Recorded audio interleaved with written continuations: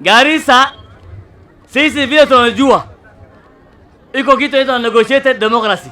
Sikizeni vizuri hapa. Hii maneno mzuri nataka msikie. Fungueni masikio. Mimi nataka watu wa Garissa wasikie na waheshimiwa waziri asikie pia. Sisi watu wa Garissa 2022 tumepatia jamaa anaitwa Siad Ngamia. Wazee wa miti walisign. Mfalme alisign. Wazee wote walisign.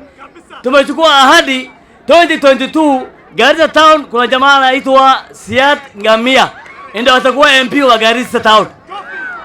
Kwa hivyo sisi kama ni Waislamu lazima tuchunge ahadi, sio? Duale alikuwa amechaguliwa na negotiated democracy.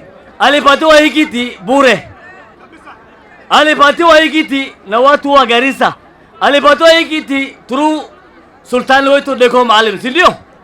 Sasa alikuwa amesign, amekubali 2022 hawezi kusimama na amesign na wazee wakasign.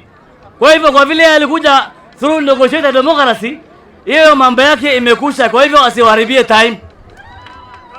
Huyo mtu ataki kiti hawezi kusimama. Hiyo kiti yake ni ya Siad Ngamia, former mayor ya Garissa Town. Kijana ya Garissa, kijana jupavu, alifanya akiwa mayor hapa Garissa. Tunajua yeye na sisi kama familia ya Odwak tumesema tunakubaliana na ile kiti wazee walipitisha, si ndio? Basi hiyo mambo imekusha.